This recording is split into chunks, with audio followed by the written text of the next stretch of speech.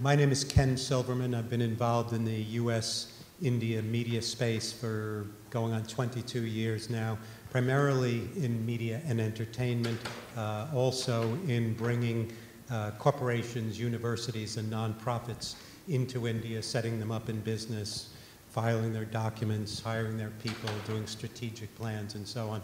And then separately, I'm also chairman of the board and CEO of something called the South Asian Studies Association, which is a 12-year-old amalgamation of primarily university PhDs, and more recently we've added leaders of business and NGOs and philanthropy who are involved in South Asia. This particular panel, as you've read, is about bringing particularly U.S. sports into India by way of a little bit of statistical context for all of this. I did some homework over the past day or so, and anybody is free to correct me if I'm wrong, but as I understand it, the global sports marketplace is something north of $500 billion, inching towards $750 billion. In the U.S., the sports marketplace in 2017 was pegged at about $75 billion, and in India, it's about $1 billion.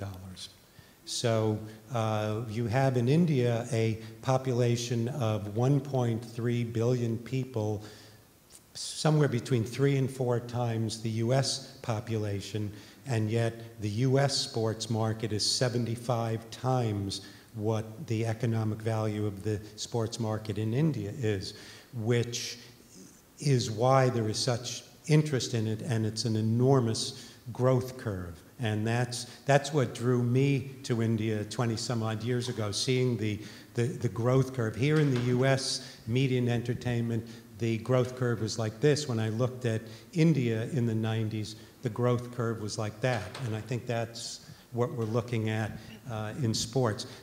Another point, and then I'll introduce the panel and ask them to share their thoughts.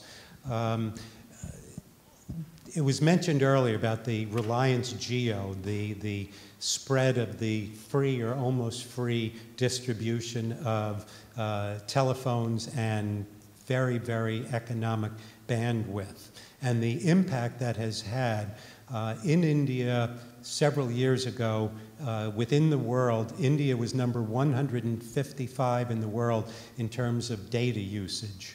Today, India is number 1 in the world in terms of data usage. And I was at a conference at Berkeley recently and asked one of the speakers, how come? Why the proliferation of phones so quickly, and what are people in India doing with the phones? And the answer was access to media and entertainment. So everything that we're talking about, and you heard some of it previously, the rapid proliferation of cell phones and the adoption of cell phones as a primary vehicle for accessing media and entertainment is enormous. And one last point. We got a few more minutes added to this panel, so I can run at the mouth a little.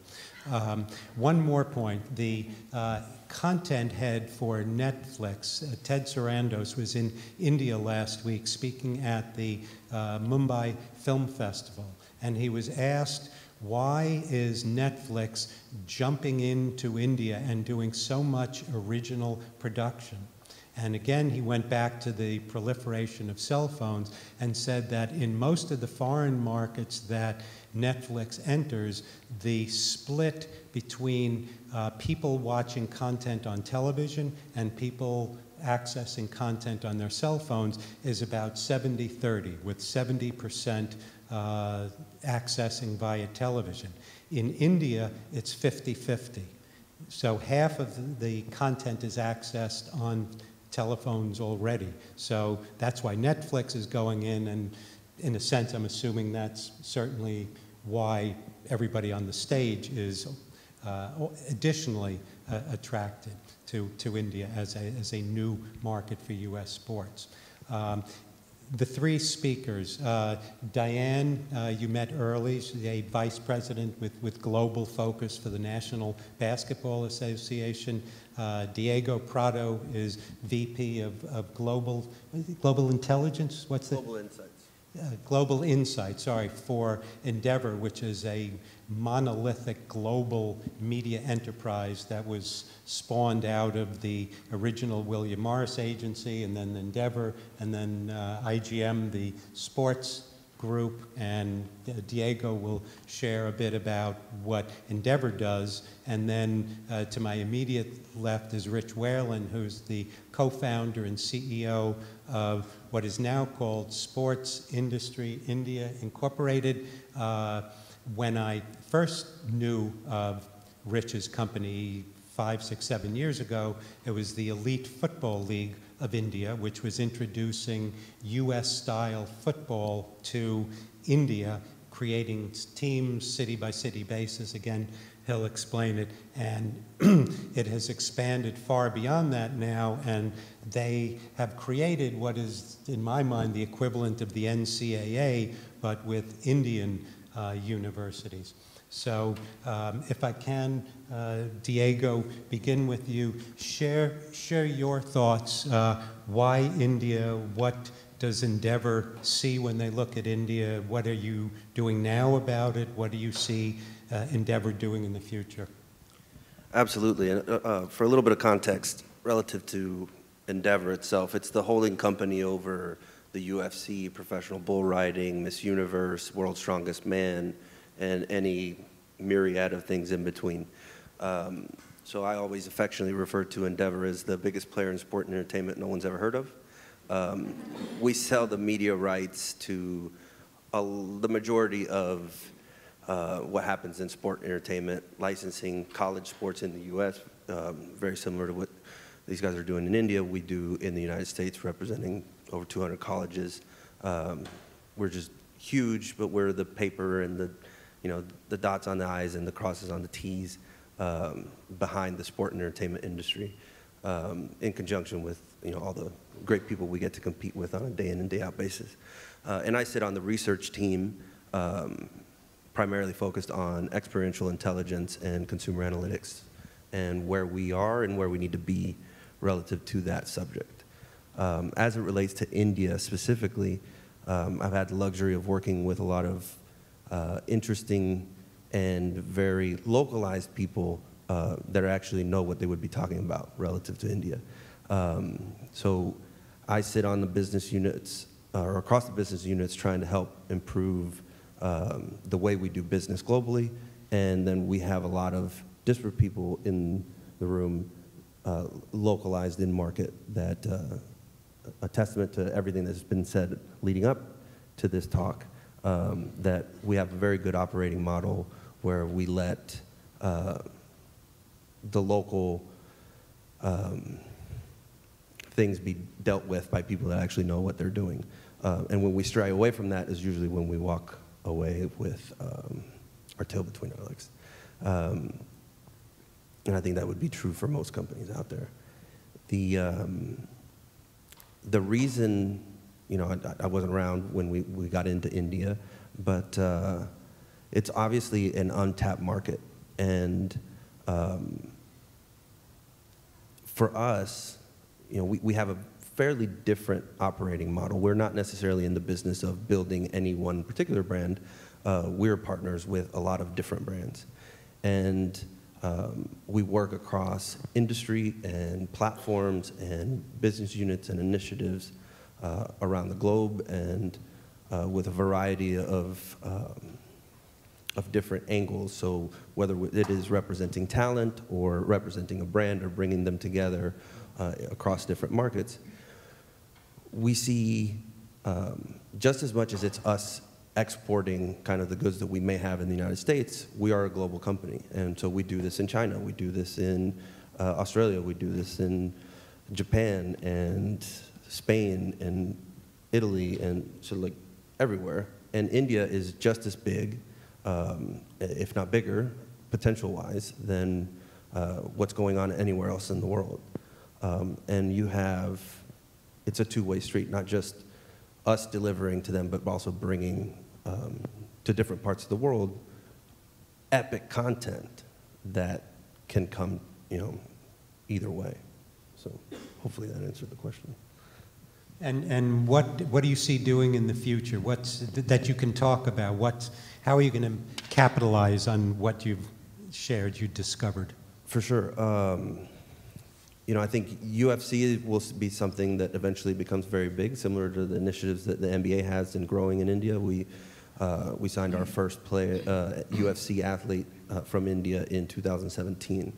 And that's definitely a long road, and you've got to play the long game. I'm sorry, for those Luddites in the room like myself, what does UFC stand for? UFC is the Ultimate Fighting Championship League thing, so the mixed martial arts, MMA. Okay. Am I the only one who didn't know that? Okay. So it's pretty big now. I'll ask my son about it. Yeah, Conor McGregor. You've heard of him it's sometimes not in a good way. Him. Oh, got it, him. But it's mixed martial arts is like the amalgamation of all different ways of fighting, and it's deemed to be it's a very physical and intense sport. But it came up in a world where, and not to brag on boxing because I love boxing, but boxing was going through some pains as UFC was really gaining popularity because of its authenticity. It's literally the ultimate fighting championship. And, bringing people that may have an emphasis in karate or jiu-jitsu or boxing or kickboxing, etc., and learning across all disciplines and having to go head-to-head with people with other disciplines or focuses, and seeing who wins. And it's very intense in all of the great things that come with UFC. So UFC has exploded over the last 25 years, and it started as a very grassroots initiative, and we bought it a couple years back and have since sold the media rights to ESPN, and are very much looking forward to that partnership and what that means for the UFC in general. And I'm arguably not the best, that ingrained in it to be the one speaking about it, but it's a very exciting brand, both at the journey that it's been on and where it's going. But what that represents in other countries, particularly in India and in China, etc., it's the long game. You have to develop the talent in those countries because I wouldn't argue that I'm the expert in any particular country, but I'm pretty good at, global strategy across the board. And kind of my shtick is to be global, you have to be local. And to understand the consumers, to understand the marketplace, to understand the government dynamics, the religious dynamics, all of that stuff. And to do it, you have to be in country, and you have to embrace the culture, and you have to do all of those things. And for sport, entertainment, media, etc., the best way to resonate is to have that culture embrace you. And being able to achieve that in India would be transformational. Again, the for growth brand. curve like this. Absolutely. Diane, we've had the pleasure of hearing some of the NBA story, but maybe crystallize it and then share some more about what your and the NBA's mission is in India. Sure, yeah, and I think I did touch on some of the stuff already earlier, but yeah, looking for talent is extremely important for us. And I think what we find really exciting about India is that, again, if you look at the sports landscape, it's, apart from cricket, the others are completely entrenched. When there was it's kabaddi, I'm not sure you guys are familiar with it, but it's sort of like a mix of wrestling and tag, but it's a local Indian sport. Kind of like UFC, I guess. No, not quite that intense. It's a really fun sport to watch, actually. Like there are two teams on each side, and you're supposed to tag someone from the other team and speak kabaddi like, really fast and without, you cannot breathe while you do that. And it's just, so there's, that league launched, I would say, a year and a half ago or 2 years ago. Soccer, you guys are in the soccer league, launched a little earlier than that, but if we're looking at the stats and the viewership and just the interest from partners, and kabaddi has shot up. I mean, obviously cricket still gets most of the share of dollars, but within such a short span of time, because the sport was packaged well and delivered in such a fun and seamless and mobile manner, it's increased in popularity. So that's why we find India attractive. And so we're continuing to just market our brand and market the sport of basketball there. And then I guess one other thing I would say is that, and Daryl talked about this, it's just a demographic point, right? Like, again, the media and entertainment will triple in the next 8 years.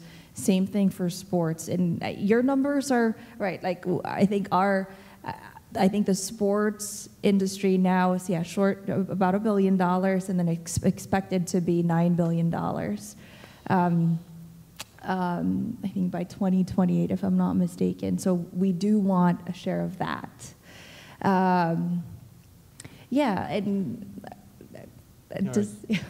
Thank you. Rich, you're a scrappy entrepreneur. Your story is very different. It's very different. Yeah, thank you very much. Thank you for your time.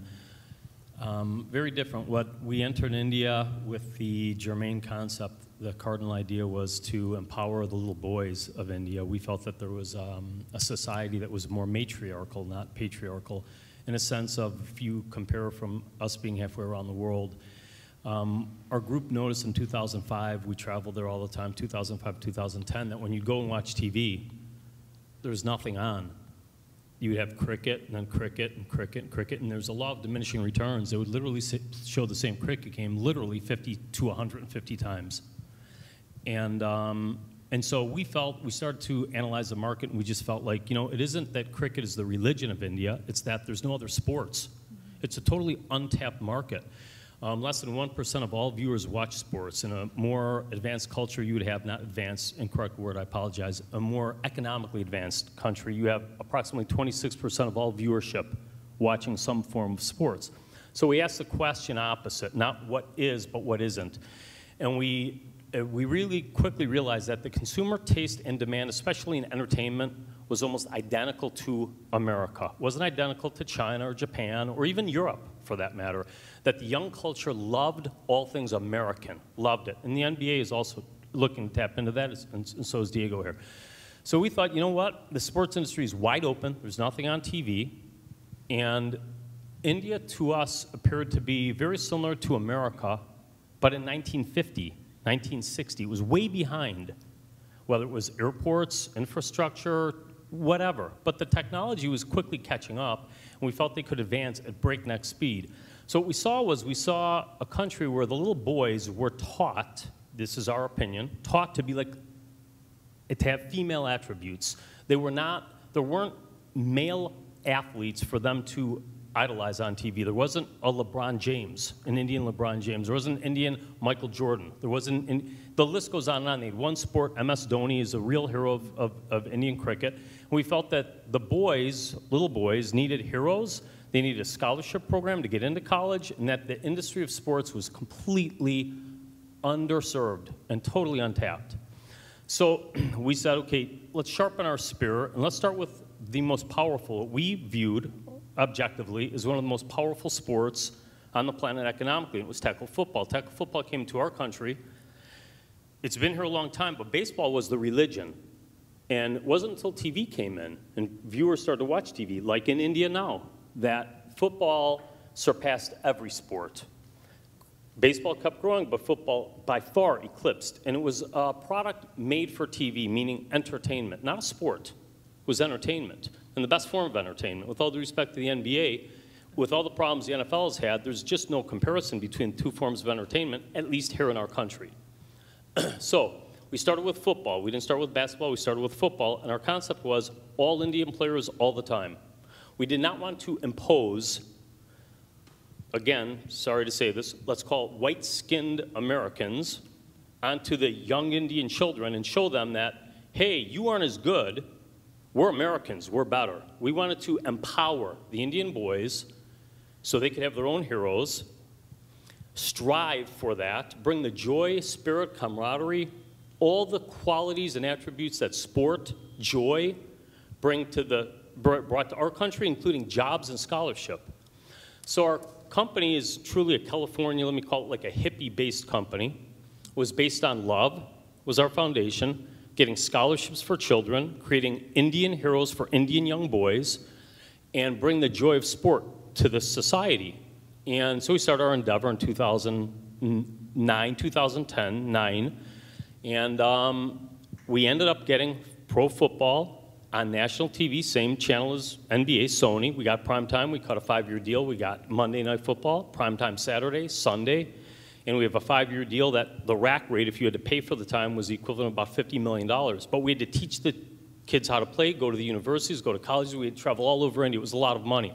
We were fortunate enough to pick up some big-name people. Mark Wahlberg loaned his name. Mike Ditka, Kurt Warner is one of our larger investors. And so going this path, we hit major walls. And to keep the company going as a scrappy entrepreneur, we had to look for adventitious opportunities that would be low in expenditure, because it was going to be a long race. Longevity was going to be our key, and we would have to really put a lot of energy and effort into this, both to gain credibility in India, keep the investors happy, show growth, gain viewership, which at the time, and these are my words, was a monopoly in India. Cricket was a monopoly. The man who ran cricket and was in charge of the BCCI, and again, these are just my words and my opinion, the CEO of TAM, which was the rating agency, had 5,000 set-top boxes in India, a country of 1.3 billion people. So I noticed as we were going around that cricket would get all the money, but yet the kids weren't really watching cricket. But the ratings sure were there. So we thought, you know, eventually that's going to be broken down. International companies will come in, and Ford Motor Company and Dow Chemical, when they want to advertise on TV, they're going to go with a rating agency that's 5,000 set-top. They need like a Nielsen. So the rating agency changed. The new one came in. The federal government basically squashed, in so many words, this TAM, was fought at the Supreme Court level in India. And this new agency, BARC, came, and lo and behold, all of a sudden, cricket ratings aren't what they said they were. And she properly said a new sport came in, sport number 2, Kabaddi, which is the oldest sport on planet Earth. Or, another way to say it, the least evolved sport on planet Earth. We would call it Red Rover, is what we would call it. They telecast it, and the numbers are through the roof. Now, it played into our hands. We said, hey, they never had a pro league until they launched this pro cricket league. And the second year it was on TV, the championship game was the most watched product on TV in all of India. So that gave us encouragement that there is a real demand for sports. Then Kabaddi came, the most antiquated sport on the planet. And those numbers are through the roof also. So despite our grassroots efforts in football, we said we have to do a lot better than one season on national TV. Our ratings were abysmal. No one knew who we were. We didn't have one penny to market. They just put us on. So just explain kind of the context. You started with how many cities, and you'd have like the Mumbai this and the Chennai definitely. that. So we had a team, and we went to the main cities. Pune is a big city. Mumbai, Delhi, Bangalore. Those are the cities. And we trained the guys. We brought American coaches in, brought in all the equipment. It took us a long time, but we got it on TV. The caveat was it had to be good enough for Sony. We weren't on like some mediocre. They have as many as potential 500 million viewers at any one given time. So I am asked questions to put it into reference. Well, what makes you think you do it in India? NFL Europe couldn't make it. NFL couldn't make it in Europe. Well, what most people don't know is NFL was on a TV network that had 5 million potential viewers. We're on a network that has 500 million potential viewers. That's a big difference. They were on a German network. So it was hard for us to get on that network. We did. We launched the league, and then we expanded. We needed a feeder system, so we expanded the university system. Wasn't easy to do. I traveled all over India. I've probably been to at least 50 cities, minimum. And over the years, we developed a relationship with the university athletic directors. It would be like Ohio State, Notre Dame, Texas, USC, UCLA, the big universities. And what's interesting about India is these aren't universities like UCLA that have 40,000-ish students. These are universities that could have as many as 1 million students. And so we got football into the university system. It got on the All India University calendar. There were credentials we had to do. We had to get into 16 of the biggest universities. We did that. We trained. We have that going for 3 years. It's now officially condoned and sanctioned sport in the country of India, tackle football. So we're very proud of that. But we didn't stop. We continued to go, thinking there's still so much opportunity here, and we're developing a lot of credibility with these universities. So we said, you know what? The NCAA tournament in America is actually arguably much bigger even than the NBA. It's a $10.8 billion TV contract. Let's lock that in. It's just cameras. Now, let's lock in the rights. Do they have a tournament? They do. It's the largest basketball tournament in the world. We've telecast it now 3. This will be our 4th year in a row. It's ongoing now. The basketball play was absolutely out of control. I mean, these kids, I wasn't sure what we were going to find. So we deck up the halls, we film indoors, we're live streaming. We had it on 10 Sports, we had it on TV Asia, it was played here in America, shown on TV here in America through TV Asia, and continue to build our credibility. So now we brought in football, we're filming basketball for them. These college kids are on national TV, and we noticed it's still so underserved. It's like they don't even have logos, like USC, nothing. UCLA, nothing. So we're like, you need like a logo. You need to get a fan base. The logo is really what adopts a fan base and the alumni. And so we've now joined, we convinced them, hey, let's get a logo. We get the vice chancellor to sign off on it, get on stamp paperwork, get the commercial rights for it. And now my investors are happy. And they're thinking, could be pretty good. We opened our first bookstore. The merchandise sold out. On campus. On campus, right. Of course, we'll go to online because that's where it's going. And so where our company is morphed now is the universities we've gained so much respect from, the largest in the world. And there's almost not an athletic director that I don't actually know or have gone to dinner with. I've spent 10 years now, almost 10 years in India. And the system that's currently in place, the AIU, I mentioned it briefly, All India University system, would be similar to our pre-NCAA system. It's intramural. They organize an annual sports tournament, but it's not on TV. There's no logos. It's not commercialized. So we've now gone on a rampage, and it's working at breakneck speed to form our own organization for the specific and sole commercialization of university sports to develop, and this is an incorrect word, but just to give you an idea, a monopoly on the rights to film all the university sports. And we've quickly assembled 39 universities, and I mean big universities. Kabaddi you talked about, the top Kabaddi players in the world all come from the vast majority come from Maharshi Danan University in the north. It's in Haryana, Rohtak. We have the MDU Heroes as the logo. The vice chancellor launched it. We own the rights to it. It was all in the newspaper. But the top Kabaddi players come from that university. There's such a need for agencies there. None of these kids are represented by agencies. I mean, these are kids who come from poor families. Maybe their fathers make $2,000 a year, maybe in that area. If they make it, they're making 60 to 120 grand a year as a Kabaddi player playing for 9 weeks of the year. That's it. And they have no representation. The Kabaddi numbers that these networks are making is astronomical. And there's a big disparity between what the players should get paid versus what they are getting paid. And so these opportunities are wide open. We love our company, obviously, because we feel that we're, and again, please forgive me, but the imposition of a U.S. company, like if, let's say the NFL went there, they're going there for one reason, to gain the viewership numbers and to sell Brady shirts. We want the Indian children to buy their own Indian shirts, their own Indian heroes, their own. We're trying to empower the country, not impose or exploit the country. We've successfully developed scholarship programs for children. Children come right out of the slums, go to Purnama University, the Purnama Panthers, get a full ride scholarship to the college. They'll pay for them if they're good in basketball, if they're good in football, and or esports, which we introduced into the system as well. Like we introduced football, we have the rights for esports as well. Adventitious. So our company is definitely scrappy. We've come a long way.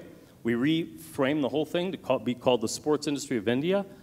We feel we'll take over most of the entire industry in India, with the exception of soccer and kabaddi and cricket. Those three we'll leave out. But for the rest, that's kind of where we are. And we did it, like I said, out of love. I love these kids. Like the joy the NBA has brought. What she hasn't said is the NBA has invested millions of dollars, millions of what we call macro marketing dollars. And they've brought a lot of recognition to basketball. They have a long climb for them because when we film the university sports, from tennis to table tennis we filmed, to women's wrestling, we just got done filming.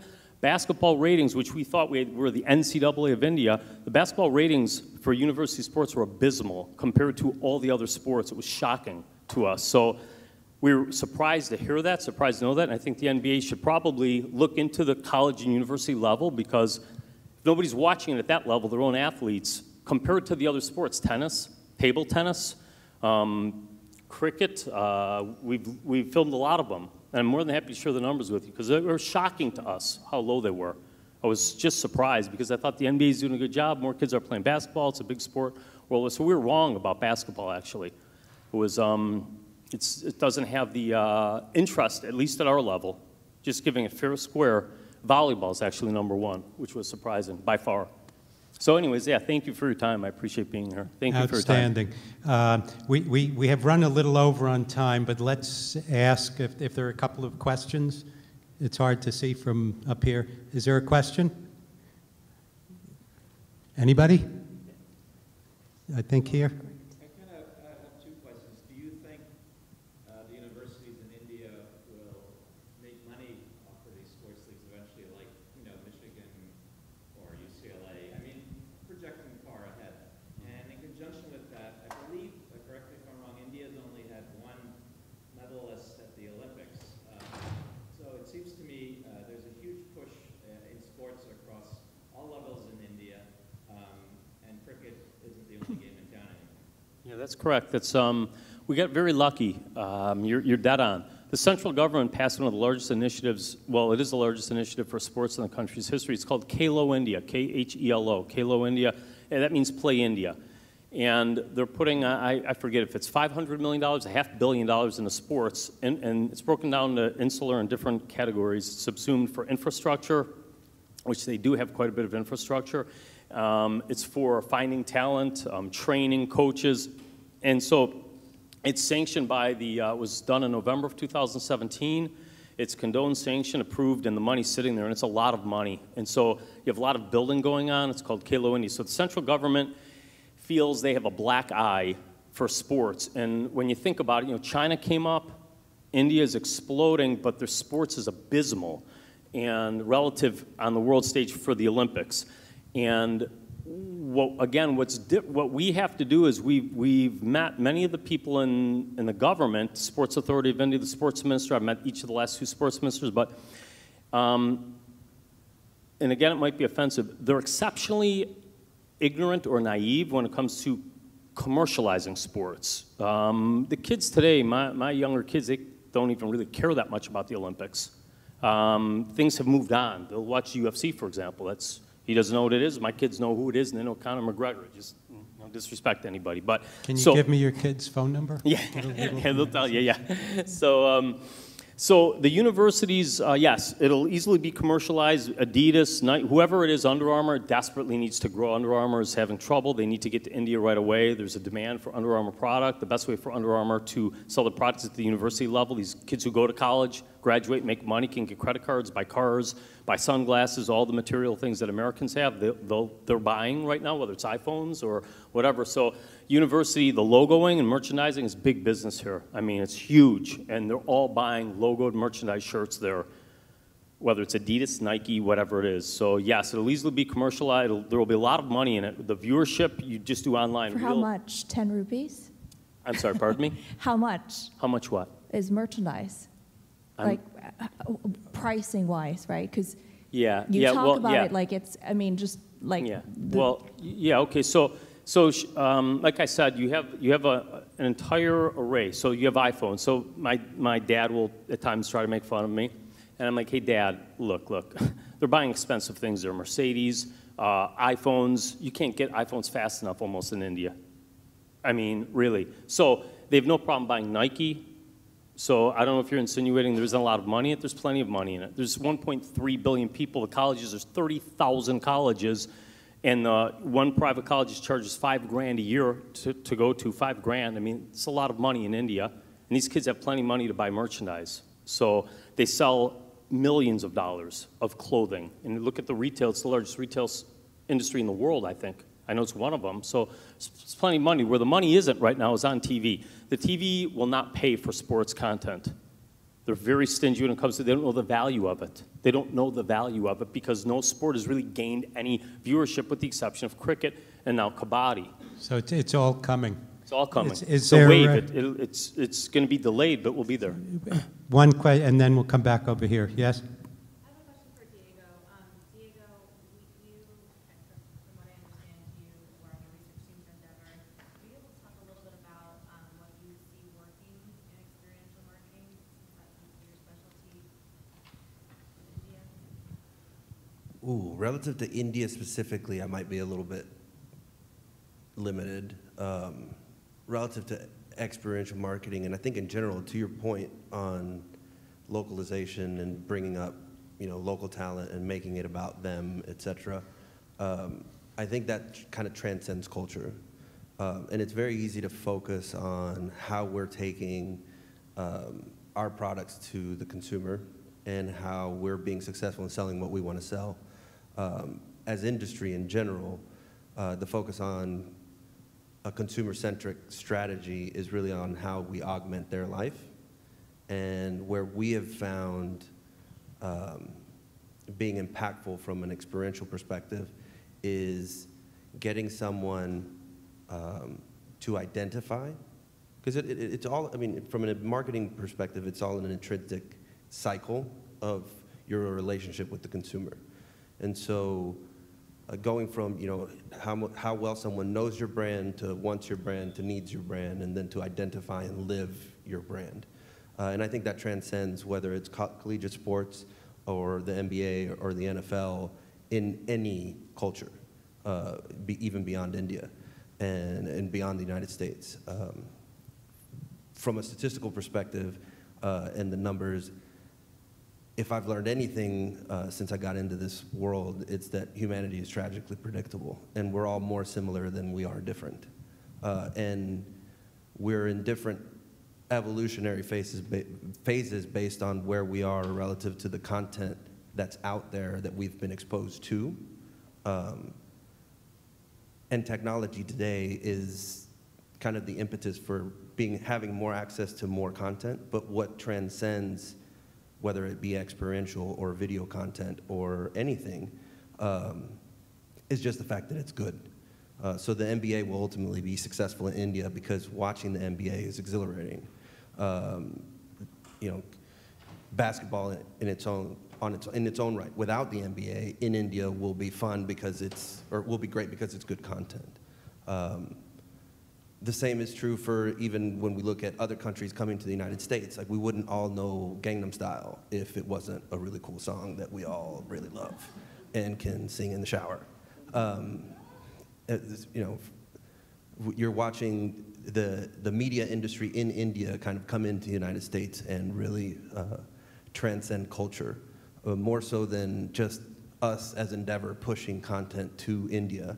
We're bringing content here. And the fact that it'll work is evidenced by the last 5 or 6 movies that have been all musicals and very much Bollywood style relative to the United States. That's not new. It's not like the American culture all of a sudden likes musicals. Like, The Sound of Music is one of the best movies ever made.